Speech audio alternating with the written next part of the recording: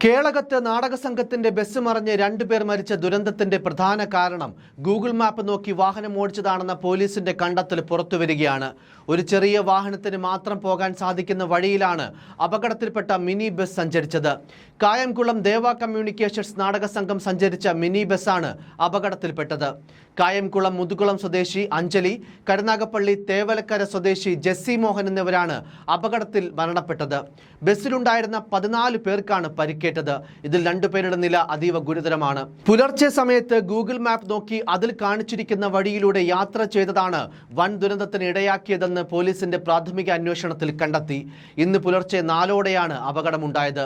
ചെറുവാഹനങ്ങൾക്ക് സഞ്ചരിക്കാവുന്ന ഇടുങ്ങിയ റോഡിലേക്ക് എത്തുകയും mini bus താഴ്ചയിലുള്ള rubber തോട്ടത്തിലേക്ക് മറിയുകയുമായിരുന്നു. Kelakam Malayambadi റോഡിലെ എസ് വളവിൽ വെച്ച് നാടക സംഘം സഞ്ചരിച്ചിരുന്ന ബസ്സാണ് ഇത്തരത്തിൽ ദുരന്തത്തിൽ കലാശിച്ചത്. ഡ്രൈവർ ഉറങ്ങിപ്പോയതാണ് അപകടത്തിന് കാരണമെന്നായിരുന്നു ആദ്യ സൂചനകൾ. എന്നാൽ ഇപ്പോൾ പുറത്തുവരുന്ന കണ്ടെത്തലുകൾ വ്യത്യസ്തമാണ്. വയനാട്ടിലെ ബത്തേരിയിലേക്ക് പോകുകയായിരുന്നു നാടക സംഘം. നെടുമ്പൊയിൽ വാടി റോഡിൽ പേരിയ ചുരത്തിലെത്തിയപ്പോൾ വഴി ബ്ലോക്കാണെന്ന് അറിഞ്ഞുകൊണ്ടാണ് കൊട്ടിയൂർ ബോയ്സ് ടൗൺ റോഡിലേക്ക് പോകുന്നതിനായി എളുപ്പവഴി ഗൂഗിൾ മാപ്പിൽ നോക്കിയ സംഘം കേളകത്തേക്ക് പോയത്.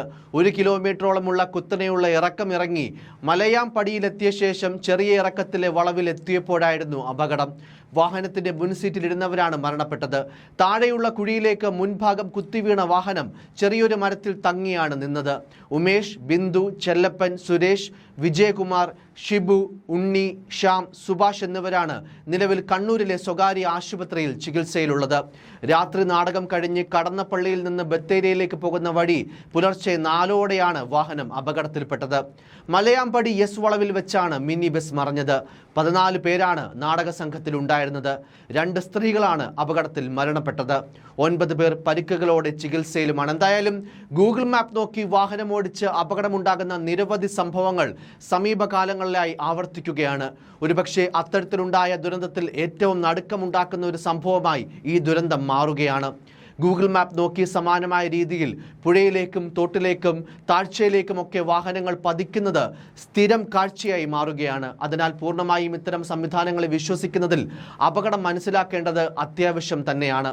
അറിയാത്ത വഴികളിലൂടെ യാത്ര ചെയ്യുമ്പോൾ പരമാവധി ശ്രദ്ധയോടെ വളരെ മിതമായ സ്പീഡിൽ വാഹനം ഓടിക്കുക എന്നത് മാത്രമാണ് ഇത്തരം അപകടങ്ങളിൽ നിന്നും രക്ഷ നേടാനുള്ള ഏക പോംവഴി. News desk, focus news TV.